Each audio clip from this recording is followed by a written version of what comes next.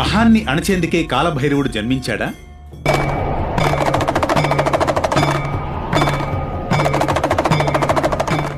అవుననే అంటున్నాయి మన పురాణాలు. సృష్టి ఆరంభంలోనే బ్రహ్మదేవుడి రూపంలో మొదలైన అహాన్ని ఆదిలోనే అంతం చేసేందుకే కాలభైరవుని జననం జరిగిందని మన పురాణాలు ఉద్బోధిస్తున్నాయి. మరి ఆ విశేషాలంటే తెలుసుకుందాం ఈనాటి వేటు న్యూస్ అనగనగాలు.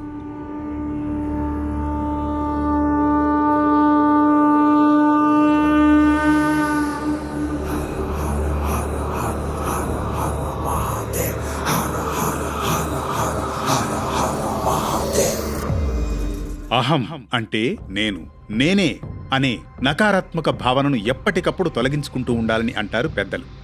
అందుకు సృష్టి ఆరంభంలోనే త్రిమూర్తులకు సంబంధించిన ఓ దృష్టాంతాన్ని పరిశీలిద్దాం.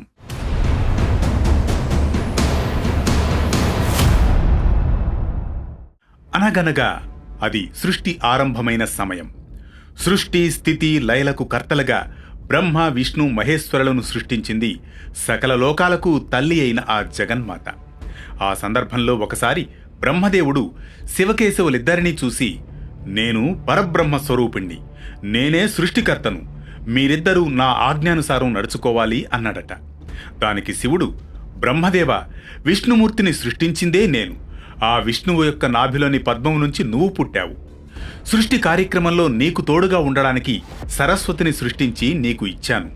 నీ మాటలు ఎందుకో అహంకారపూరితంగా ఉన్నాయి, తమో గుణాన్ని ప్రకటిస్తున్నాయి, పరిశీలించుకో.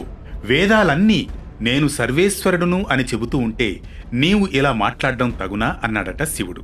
ఆ మాటలు బ్రహ్మదేవుని తలకెక్కలేదు. అప్పుడు శివుడు వేదాలను పిలిచి, ఓ వేదములారా, త్రిమూర్తులలో మీరు ఎవరిని పరబ్రహ్మగా గుర్తించి స్తుతి చేస్తున్నారో వివరించండి అనగా, అప్పుడు వేదాలు, సర్వ జగత్తుకు ఆధారమైనవాడు పరమేశ్వరుడు, యోగము ధ్యానము శాంతి శివుడే, పరబ్రహ్మ ఆ శంకరుడు తప్ప వేరెవరూ కాదు అన్నాయి చతుర్వేదాలు. ఇలా వేదాలు ఎన్ని విధాలా చెప్పినా బ్రహ్మ వినలేదు సరికదా, నేనే పరబ్రహ్మను అని మొండిగా మళ్లీ వాదించాడట. దాంతో శివుడు ఆగ్రహానికి గురవుతాడు. రుద్రుడై హూంకరించిన భీకరమైన ఆ క్షణాన శివుని హూంకారం నుండి పుట్టినవాని ఆకారము చాలా భయంకరంగా ఉంది కనుకనే అతనికి కాలభైరవుడు అని నామకరణం చేశాడట ఈశ్వరుడు. ఉద్భవించిన క్షణమే కాలభైరవుడు ఢమరకం మోగించాడు.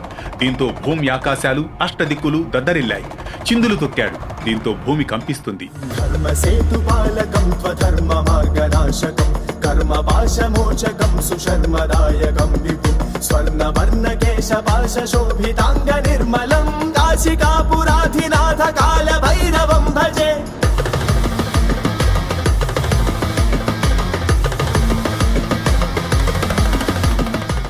ధగధగా వెలుగుతున్న కాలభైరవుడు పరమేశ్వరుడికి నమస్కరించి, స్వామి ఆజ్ఞాపించండి అన్నాడట.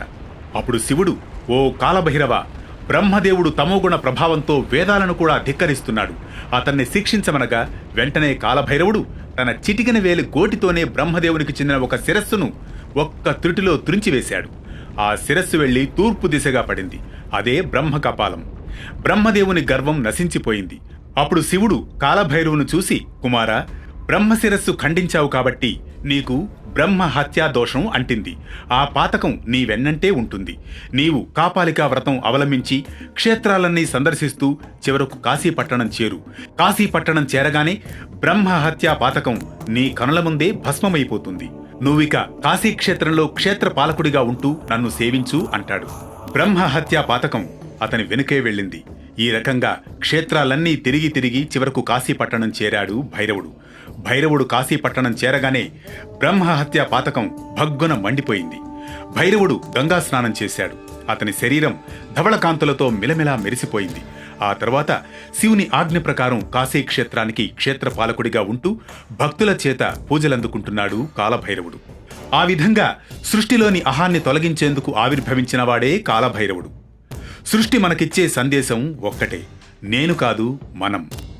మరో ఆసక్తికర కథనంతో మళ్ళీ కలుద్దాం అనగనగాలో.